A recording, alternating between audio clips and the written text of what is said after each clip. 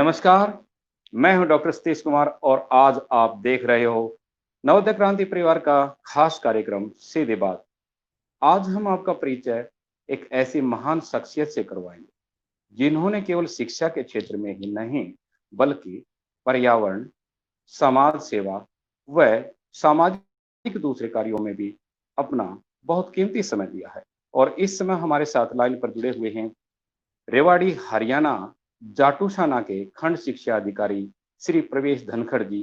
तो मैं नवोदय क्रांति परिवार में उनका हार्दिक स्वागत करता हूं, अभिनंदन करता हूं। सर नमस्कार, सर बहुत बहुत नमस्कार। स्वागत। सर आपका नवोदय धन्यवाद क्रांति सर। परिवार में बहुत बहुत स्वागत है, अभिनंदन है। आइए आज जानते हैं इनकी कहानी, इन्हीं की जुबानी, और आपसे करते हैं सर सीधी सीधी बातें। जलेबी जैसी सीधे सवाल होंगे और फिर आपके जवाब होंगे। तो आइए आज आपसे ही जानते हैं। सर सबसे पहले हम जानना चाहेंगे कि आप शिक्षा के क्षेत्र में कब आपने पदार्पण किया, राजकीय सेवा में कब आए और किस प्रकार की आपकी शैक्षिक यात्रा रही।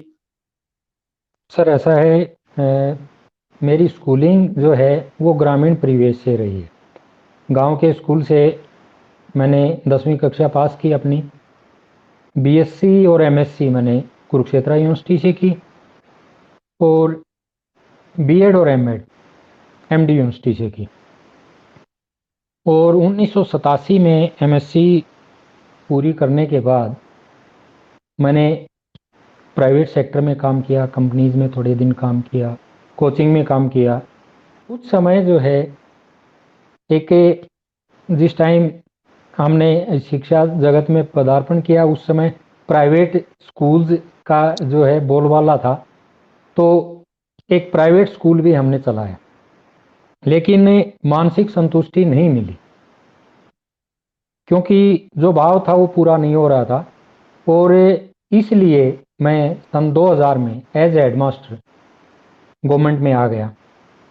उसके बाद 2006 में प्रिंसिपल का हमारा प्रमोशन हो गया विभागीय, और अब सितंबर मास में 3 महीने पहले खंड शिक्षा अधिकारी के तौर पर मैंने रेवाड़ी जिले में जाटूसाना में कार्यभार ग्रहण किया है। तो ये जी सर, बिल्कुल बिल्कुल जो सही है शैक्षिक आपने और जो जो फरमाया सर। आदरणीय धनखड़ साहब, आपने अभी बताया कि 2000 में आप बतौर हेडमास्टर राजकीय सेवा में आपने पदार्पण किया हाँ और जी, इससे पहले आप एक निजी विद्यालय में कार्य कर रहे थे बतौर अध्यापक और बतौर हेडमास्टर भी आपने वहां पर कार्य किया। और जैसा कि मुझे पता है कि वो निजी विद्यालय आपका अपना एक निजी विद्यालय था और उस क्षेत्र में बहुत अच्छा खासा आपका विद्यालय चल रहा था। इसके बावजूद भी सन 2000 में आप सीधे राजकीय सेवा में आए और आप ही नहीं, आपकी फैमिली में आपकी धर्म पत्नी जी भी राजकीय सेवा में आई हैं। तो आपने बहुत अच्छा खासा, जब आपका विद्यालय चल रहा था, ठीक सब कुछ था, आपकी एक पहचान थी, फेम सेम सब कुछ आपके पास था। इसके बावजूद भी आपने सरकारी इस सेवा को किस कारण से चुना? इसके पीछे क्या कारण रहे होंगे? डॉक्टर साहब, हर व्यक्ति की कुछ इच्छाएं होती हैं। अकेली कमाई जो है वो क्राइटेरिया नहीं होता। हमारे परिवार में शुरू से ही रहा है, पूर्वजों से। मेरे पिताजी भी शिक्षा विभाग में कार्यरत रहे हैं और मेरे पद से ही वो रिटायर हुए थे।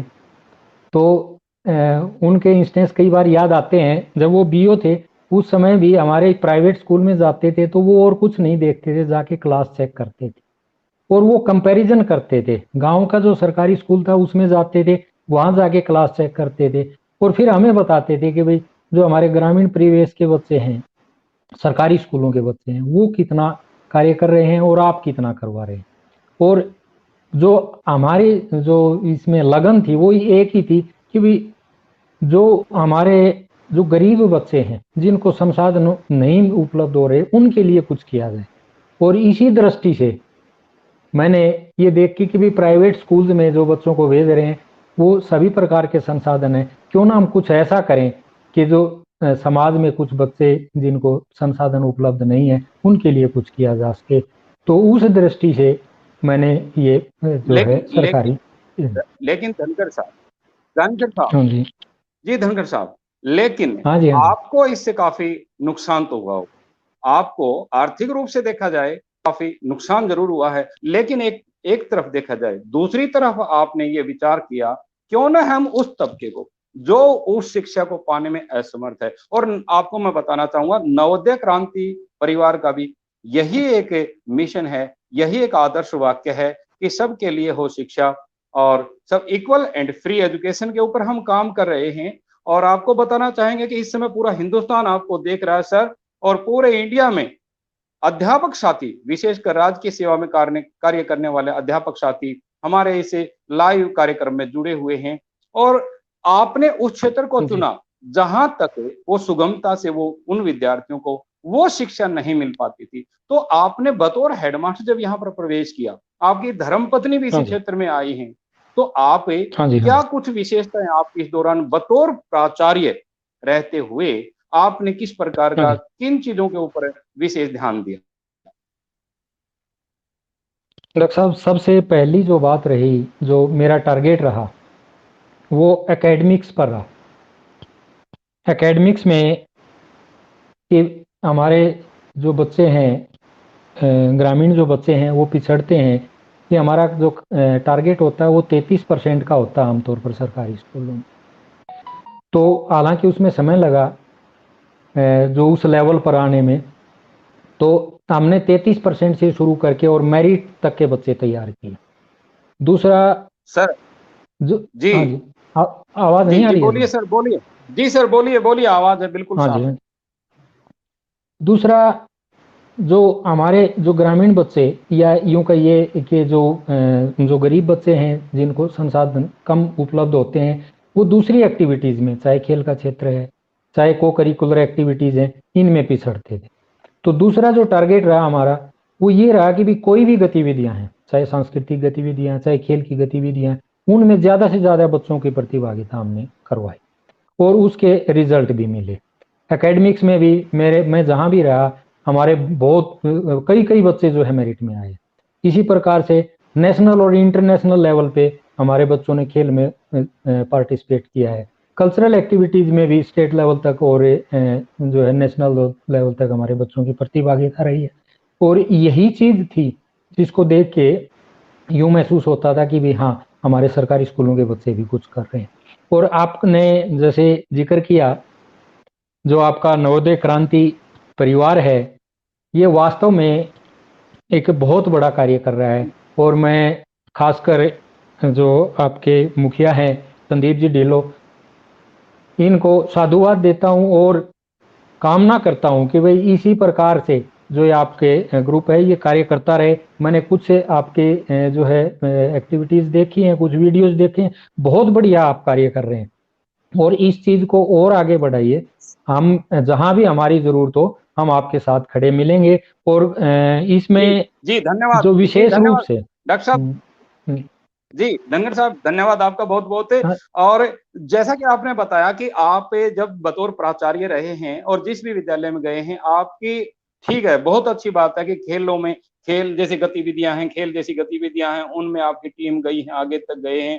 जहां पर आप बतौर प्राचार्य थे, उस गांव में, अकेले गांव में मैं बात करूं तो प्रो कबड्डी तक के खिलाड़ी और नेशनल लेवल तक के खिलाड़ी आप लोगों ने तैयार किए हैं वहां से। इंटरनेशनल आदमपुर डाडी की मैं इंटरनेशनल बात लेवल, करूं, एक पूरी पूरी टीम इंटरनेशनल, बिल्कुल इंटरनेशनल सही बात है। जी, एशियाड में खेले हैं आदमपुर हमारे डाडी बच्चे चरखी सब। दादरी का एक गांव था, आदमपुर डाडी गांव, और वहां पर बतौर प्राचार्य रहते हुए आपने बिल्कुल इंटरनेशनल लेवल तक के खिलाड़ी तैयार किए हैं। और दूसरे स्थान पर भी जहां पर आप बतौर प्राचार्य रहे, जैसा कि हमने आपकी कुंडली टटोली, एक बात सामने आई है सर, कि वहां तक हाँ जी, आपके सांस्कृतिक कार्यक्रम में भी आपकी स्टेट तक टीम जाती थी, आपके खेलों में भी जाती थी, लेकिन कहीं ना कहीं अकेडमिक रूप से आप पीछे, वहां पर आप एकेडमिक रूप से काफी पीछे रहे। इसके पीछे क्या कारण हो सकते हैं सर? ऐसा है डॉक्टर साहब, ये तो उतार चढ़ाव की बात होती है। जैसे एक स्तर का मान लो परिणाम हमारा कमजोर रह गया, तो उससे ये नहीं कह सकते कि भाई एकेडमिक्स में हम कमजोर रहे हैं। पीछे का, जैसे एक जो मेरा अब जो पिछला स्कूल था उसका एक साल का परिणाम कमजोर रहा, लेकिन पीछे का आप उठा के देखेंगे तो मेरिट्स भी रही हैं। और जो दूसरी जो गतिविधियां हैं कंपैरेटिवली आप देखेंगे कि बिल्कुल ऑलराउंड बिल्कुल सर, डेवलपमेंट आपकी के लिए। गतिविधियों में कोई शक नहीं, गतिविधियों में है आप नहीं, सामाजिक रूप से भी, आप आप पर्यावरण के हमें ऊपर जब हमने देखा आपका, पर्यावरण के ऊपर आपका बहुत काम है। एक विद्यालय आपका हमने देखा था जहां पर कुछ भी नहीं था, एक समय था सुनसान नजर आता था, और लेकिन आपने बतौर प्राचार्य वहां मात्र 2 साल के अंतराल में ही वहां पर हरा भरा उसको कर दिया। पर्यावरण विशेष आप पर्यावरण में विशेष रुचि रखने वाले हैं, लेकिन वहां की यदि गतिविधियों की मैं बात करूं एकेडमिक की, तो एकेडमिक के मामले में हो सकता है वहां दूसरे भी कोई कारण रहे होंगे, लेकिन कहीं ना कहीं पिछड़ा है आपका वो क्षेत्र, एकेडमिक रूप से पीछे रहा है। हाँ, एक आध साल का परिणाम उसका कम रहा है। और उसमें कई चीजें होती हैं, कई बार जो है भाई स्टाफ की भी कोई कमी रह जाती है। कई बच्चे यहाँ सेंटर भी बाहर होते थे, वहाँ भी कई बार जो है दिक्कत आने जाने की, लड़कियों का स्कूल था तो वहाँ थोड़ी बहुत प्रॉब्लम्स रही हैं। मैं इस चीज को खुद मैंने जी महसूस किया था आप कि एक आप साल का हमारा जी परिणाम जी डाउन जी रहा। धनकर साहब, आपकी एक खास बात जो हमने हमने जो सोची समझी और जो जानी है, आपकी खास बात यह है कि स्टाफ के साथ जैसा कोऑपरेट है आपका, ठीक इसी प्रकार समाज के अन्य लोगों के साथ जो आपका है, जैसे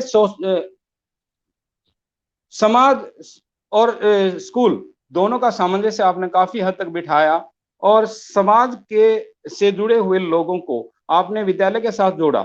बिल्कुल, और काफी डोनेशन की बात है कि वहां से आपने स्कूल में बहुत से काम करवाए हैं। ये सारी बातें आपके व्यक्तित्व को और निखार लाती हैं, लेकिन बतौर प्राचार्य रहते हुए आपने जो काम किया, और प्राचार्य के बाद जब आप एक खंड शिक्षा अधिकारी के रूप में गए, तो इस इन दोनों में कहां तक अंतर देख पाते हो, क्या अंतर आपको नजर आता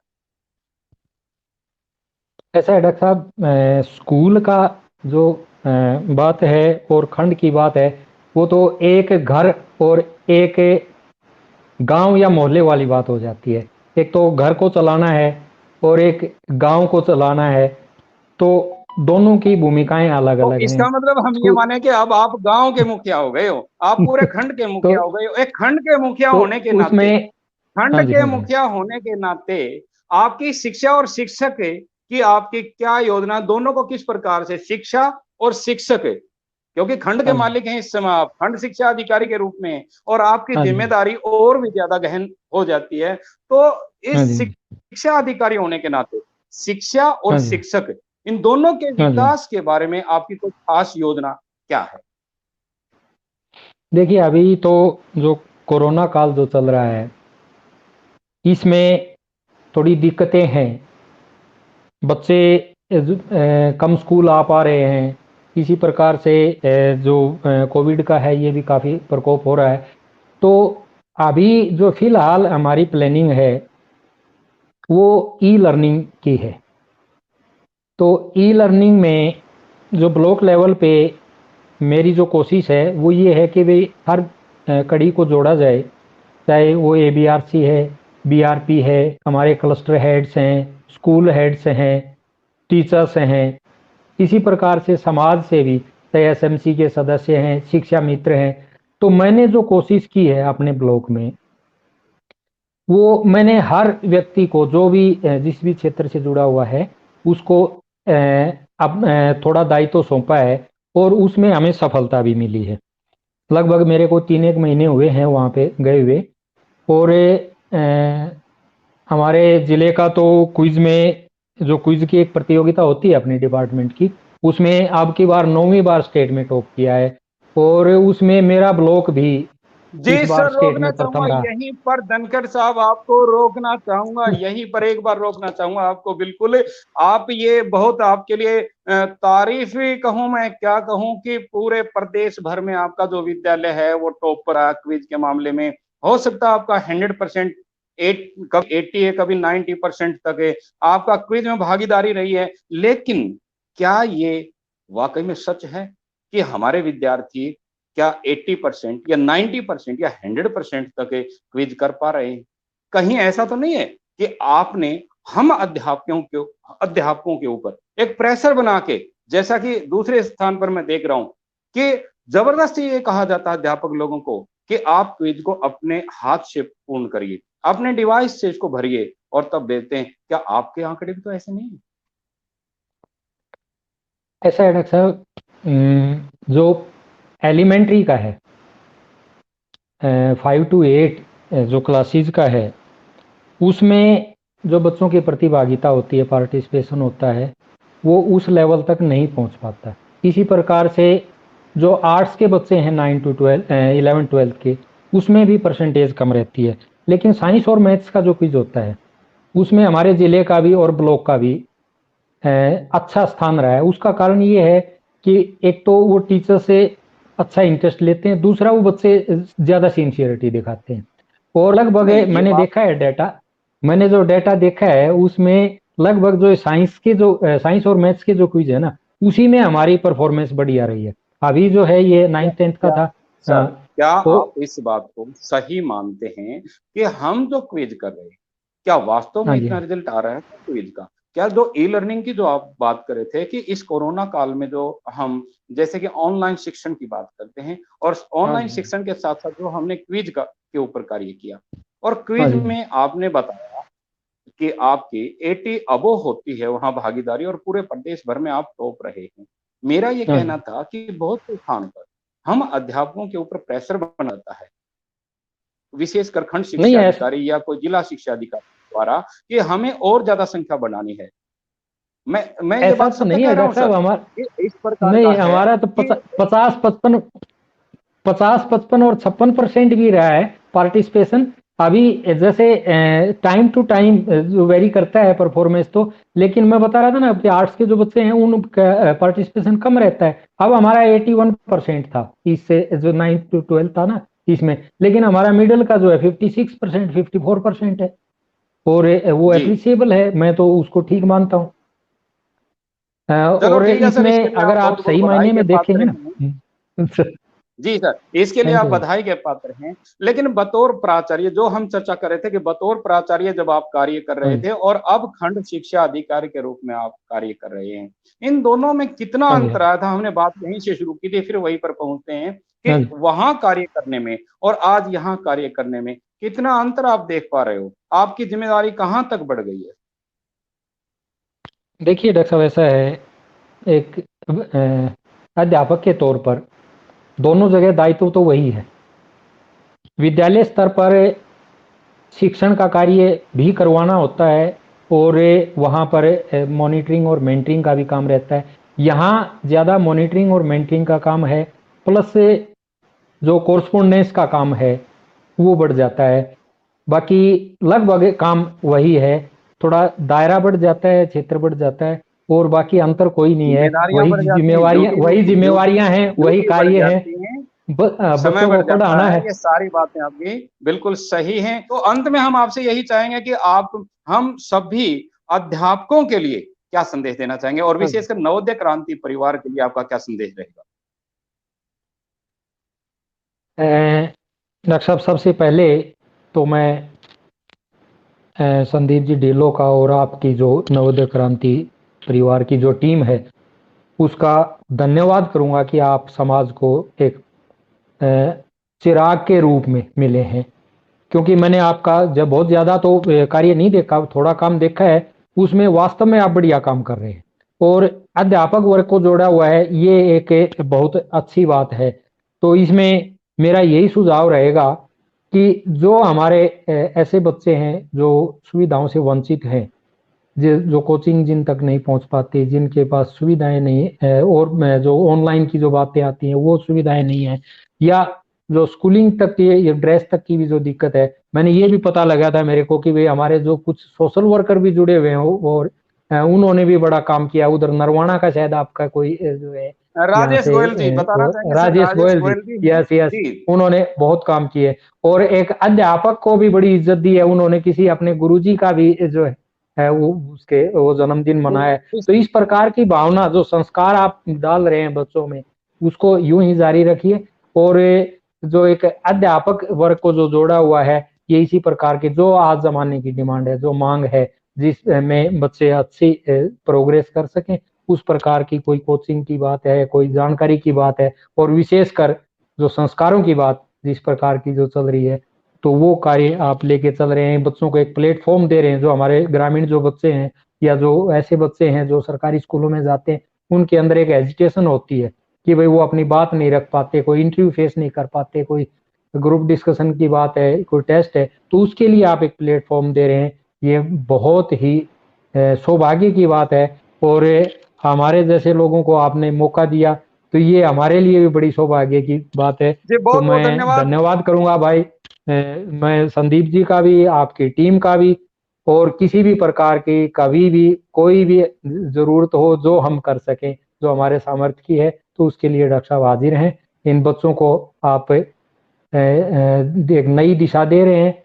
एक नया प्रयास कर रहे हैं, तो ये आप सभी साधुवाद के पात्र हैं, धन्यवाद के धनगर पात्र हैं। साहब, आपका बहुत बहुत धन्यवाद। आपने बहुत समय दिया हमारे इस लाइव कार्यक्रम के लिए, आप आए, इसके लिए तहे दिल से आपका धन्यवाद करते हैं। पूरे नवोदय क्रांति परिवार टीम की तरफ से आपका बहुत बहुत धन्यवाद करते हैं। और यूं ही आप बने रहेंगे, आते रहेंगे साथ, और मिलजुल कर हम काम करेंगे। और आपको एक जानकारी और देना चाहूंगा कि हम बच्चों के लिए अभी एक बच्चों के सवाल और मेरा विचार, मेरी अभिव्यक्ति, अभी 2 हाँ, कार्यक्रम हमारे जारी हैं, और जल्द ही हम और कुछ नए कार्यक्रम लेकर आ रहे हैं। और धन्यवाद करना चाहूंगा नवोदय क्रांति परिवार के फाउंडर श्री संदीप ढिल्लों जी का, जिन्होंने इस प्रकार का मंच बच्चों के लिए, अध्यापकों के लिए उपलब्ध करवाया है। तो आपका पुनः धन्यवाद करता हूं, सभी दर्शकों का धन्यवाद करता हूं। और जल्द ही, बहुत शीघ्र ही आपके बीच फिर से आते हैं किसी और अधिकारी के साथ। तब तक के लिए धन्यवाद, नमस्कार, जय हिंद, जय भारत। धन्यवाद डॉक्टर साहब, धन्यवाद।